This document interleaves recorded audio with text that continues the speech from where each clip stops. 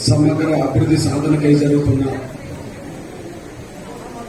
ఈ ఉమ్మడి నల్గొండ జిల్లా సదస్సుకు అధ్యక్షించిన తమ్ముడు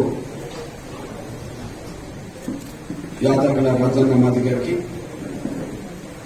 ఈ వేదిక మీద ఉండబడే నా సోదరులు, నిత్యం ఈ సమాజంలో జరుగుతున్న ప్రతి పరిణామం మీద ప్రతిరోజు ఏదో ఒక ఛానల్ ద్వారా మన దళితులకు, సమాజంలో ఉండబడే పీడిత వర్గాలకు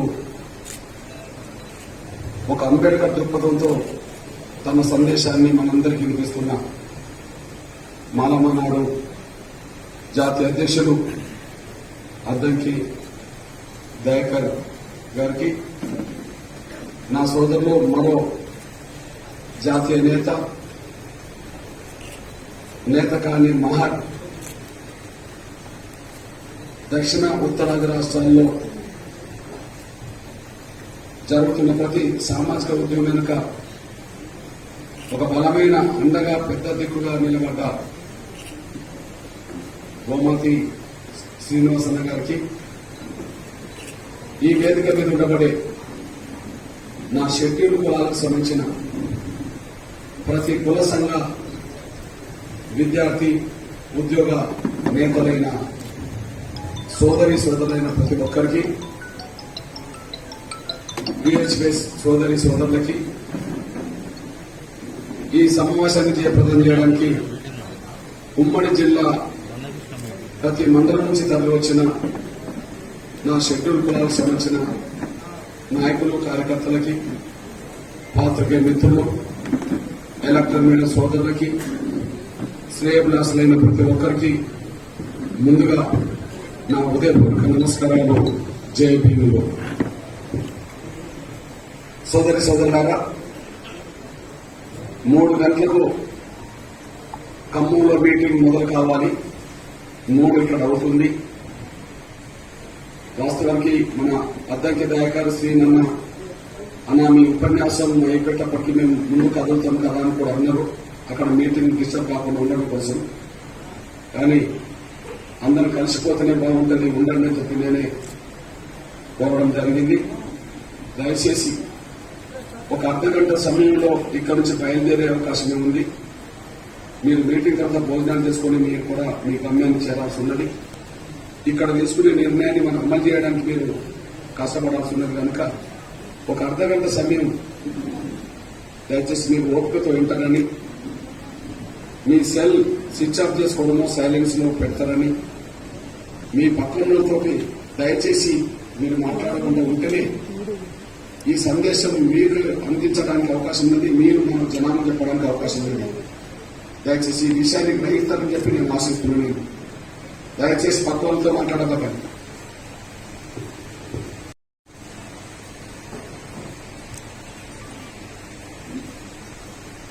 ఒక నయవంచకుడు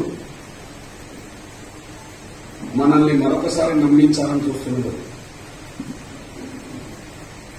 ఒక మోసగాడు మనల్ని మరొకసారి నమ్మించే ప్రయత్నం చేస్తున్నాడు. మనల్ని దోసుకున్న ఒక గజదొంగ మీకోసం నేను సేవ చేస్తా అని చెప్పి నమ్మించే ప్రయత్నం చేస్తున్నాడు. ఒక మోసగాడెవరో, ఒక నయవంచకుడెవరో, మనల్ని దోసుకున్న గజదొంగ ఎవరో మీ అందరికీ తెలుసు. కేసీఆర్ ఒక రాబంధువు మనల్ని ఆయన బంధువుని నమ్మించే ప్రయత్నం చేస్తున్నాడు. ఒక రాబంధువే ప్రాణముండంగానే పీకదిని ఒక రాబంధువే మీకు బంధువునని చెప్పి కొత్త వేషం పెట్టుకొని, కొత్త పథకం పెట్టుకొని మన దగ్గరకు వస్తున్నాడు. అప్రమత్తంగా ఉంటే మనం మోసపోకుండా ఉంటాం. అప్రమత్తంగా లేకపోతే మరోసారి మోసపోతాం. మళ్ళీ చెప్తున్నా, మనం అప్రమత్తంగా ఉంటే మనం మోసపోకుండా ఉంటాం.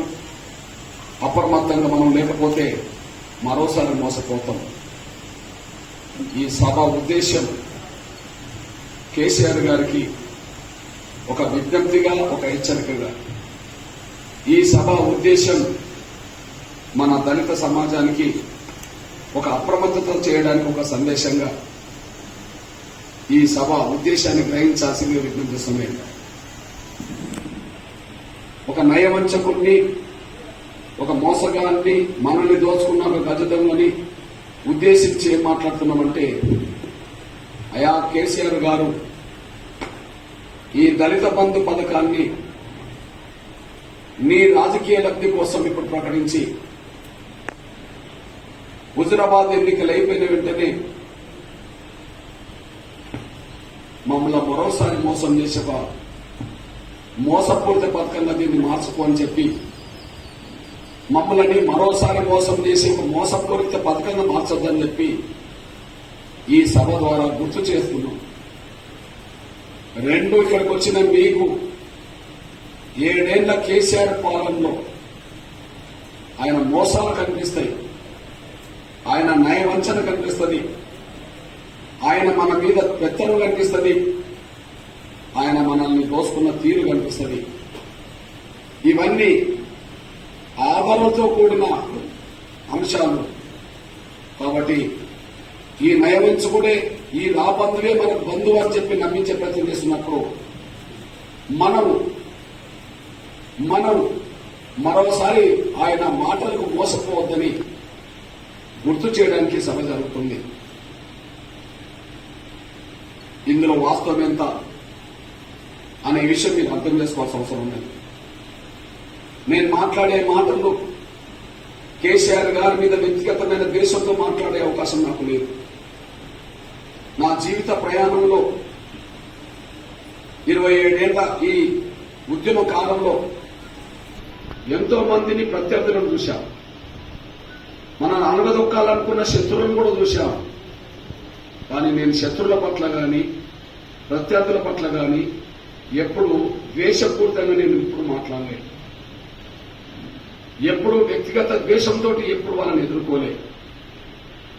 మనం ఏ వర్గాల పక్షాన కొట్లాడాలనుకుంటున్నామో ఆ వర్గాల పక్షాన గట్టిగా నిలబడడం ద్వారా, ఏ వర్గాల పక్షాన మనం ఉండాలనుకుంటే ఆ వర్గాలను అణిచేయడానికి పాలకులు కుట్ర చేస్తున్న సమయంలో ఎదుర్కొన్న సందర్భాలు ఉన్నాయి, కానీ రాజీ పడ్డ సందర్భాలు ఉండవు. ఎదుర్కొనేటప్పుడు సైద్ధాంతిక పోరాటం చేశాం తప్ప వ్యక్తిగతమైన ద్వేషంతో ఎప్పుడు పోరాటం చేయలేదు. ఈ విషయాన్ని ముందు గ్రహిస్తారని నేను ఆశిస్తూ, కేసీఆర్ గారి మీద మాట్లాడే మాటలు ఏమైనా అవి విమర్శ రూపంగా ఉన్నా, అది హెచ్చరిక రూపంగా ఉన్నా, మనకు జరిగిన అన్యాయాన్ని దృష్టి పెట్టుకుని మాట్లాడిన అంశాలు ఉంటాయి తప్ప, ఆధారంతో కూడిన అంశాలు ఉంటాయి తప్ప, ఆధారం లేని ఏ ఒక్క విమర్శ నేను చేయననే విషయాన్ని మీరు మర్చిపోవద్దని కూడా గుర్తు చేస్తున్నాను. ఆధారాలు లేని ఏదైనా ఒక విమర్శ చేస్తే ఇక్కడ వచ్చిన వాళ్ళలో టీఆర్ఎస్ ఓట్లేసిన వాళ్ళు కూడా ఉన్నారు. ఇక్కడ వచ్చిన వాళ్ళలో కేసీఆర్ అంటే అభిమానంతో టీఆర్ఎస్ ఓట్లేసిన వాళ్ళు కూడా ఉంటారు. ఇక్కడ వచ్చిన వాళ్ళలో చాలా పార్టీలకు ఓట్లేసిన వాళ్ళు ఉంటారు. అట్లనే కేసీఆర్ కు టీఆర్ఎస్ కు ఓట్లేసిన వాళ్ళు కూడా ఉంటారు. మీకు ఆయన మీద అభిమానం ఉన్నా, ఆయన పార్టీకి మీరు కార్యకర్తలుగా ఉన్నా, నేను మాట్లాడే మాటల్లో కేసీఆర్ మీద తప్పుడు మాటలు మాట్లాడుతున్నా నన్ను ప్రశ్నించండి, నిలదీయండి. నేను కేసీఆర్ గారి మీద మాట్లాడే మాటల్లో, నేను చేసే విమర్శల్లో సత్యం లేకపోతే, ఆధారం లేకపోతే నన్ను నిలదీసే హక్కు మీకు ఉన్నది. నేను మీ వాడిని. నేను మిమ్మల్ని పక్కదారి పట్టించొద్దు కదా, అబద్ధం మాటలు మాట్లాడొద్దు కదా. కాబట్టి సత్యం లేకపోతే నన్ను విమర్శించండి, నిలదీయండి. కానీ కేసీఆర్ మీద చెప్పే ప్రతి మాటకు ఆధారం ఉన్నప్పుడు, ప్రతి మాటలో నిజం ఉన్నప్పుడు మాత్రం భవిష్యత్తులో తీసుకునే ఉద్యమ నిర్ణయానికైనా రాజకీయ పోరాటానికైనా అండగా ఉండాల్సిన బాధ్యత మీరు ఉన్నదనేసి మీరు మర్చిపోవాలి. అది ఉద్యమ నిర్ణయం కావచ్చు, అది రాజకీయ నిర్ణయం కూడా కావచ్చు. అండగా నిలబడాల్సిన బాధ్యత, పోరాటంలో కలిసి రావాల్సిన బాధ్యత మీ మీదనే ఉన్నదనే విషయంలో గుర్తు చేస్తుంది. మొదటిది అబద్ధం చెప్తే నిలదీయండి, నిజం చెప్తే అండగా నిలబడండి. ఇంతకంటే నేను చేసేది ఉండదనిసి కూడా, చెప్పేది ఉండదనిసి కూడా మీరు మర్చిపోవాలి. ఇకపోతే మీ అన్నగా, మీ సోదరుడిగా తెలంగాణ రాష్ట్ర ఉద్యమంలో మన పాత్రతో పోల్చుకుంటే దొరల పాత్ర చాలా వెనుకబడి ఉంది. తెలంగాణ రాష్ట్ర ఏర్పాటు ఉద్యమంలో జరిగిన పోరాటంలో మన పాత్రతో పోల్చుకుంటే దొరల పాత్ర చాలా వెనుకబడి ఉంది. తెలంగాణ రాష్ట్రంలో ఏదన్నా ఒక దొరల పాత్రకు ఒక సెంటర్ పాయింట్ ఉన్నది అంటే కేవలం కేసీఆర్ చేసిన ఆమరణ నిర్దేశం మాత్రమే. అది తప్ప మీకు ఇక వేరే పాత్ర కనిపించదని మీరు మర్చిపోవాలి. 2001లో మొదలుపెట్ట టీఆర్ఎస్ 2014లో తెలంగాణ వచ్చేంత వరకు కేసీఆర్ గారు ప్రత్యక్షంగా నాయకత్వం వహించిన ఏదైనా ఒక పోరాట రూపం ఉంటే అది కేవలం ఆమరణ నిర్వహించ మాత్రమే. 2009 నవంబర్ 29లో మొదలైన ఆమరణ దీక్ష 2009 డిసెంబర్ 9 నాడు విరమణ జరిగింది. ఆ 10 రోజుల పాటు ఆయన ఆమరణ దీక్ష చేస్తే